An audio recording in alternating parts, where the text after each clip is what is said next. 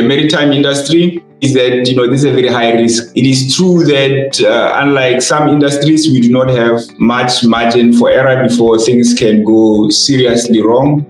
And I think that places a great responsibility on us to be hyper vigilant around managing our safety. We can really help the regulating authorities by self-regulating. The best practice companies do more than just the law requires of them. Safety culture that is systemized in the organization, that is at the heart of everything that we do every single day.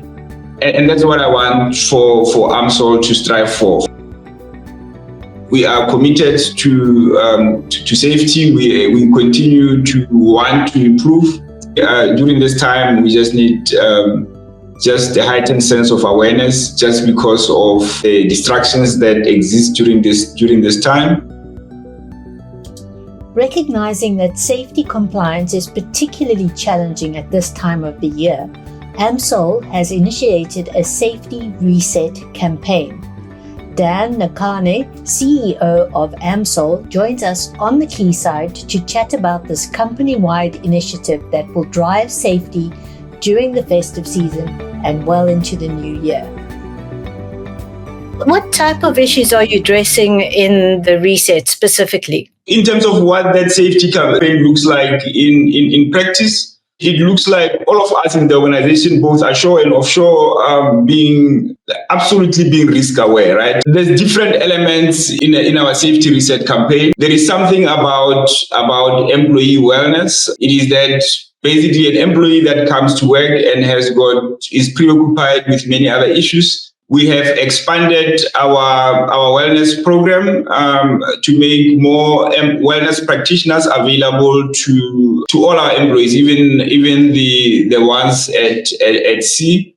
And we have seen the uptake of those services. Then there's something about how do we use our training and development programs more effectively to make sure that each employee that fully trained, fully inducted into their new work environment. It goes more than that. I think around training and development, we're also looking at not only training people when they get to the job, but also around how then do we ensure that at a click of a button, they always have got access to best practice, and we are rolling out computer-based training in our vessels to make sure that that information is available to employees in real time. There is something about stakeholder safety around contractors and other third parties that do work for AMSOL to make sure that their processes, their procedures, and their behaviors when they get to our site is completely aligned with what we expect for all persons doing work for us.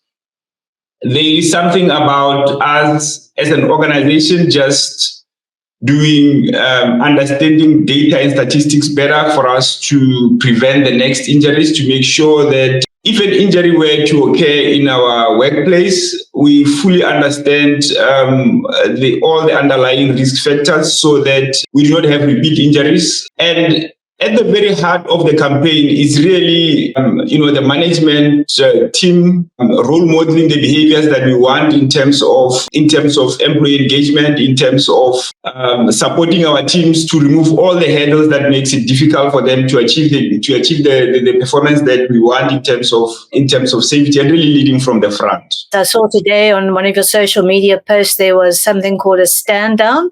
Can you explain the purpose of that? The stand down is when we stop everything that we're doing so that as an organization we focus ourselves on safety. When we do a safety stand down, I share with them information about what we are seeing in the data around the leading cause of injuries.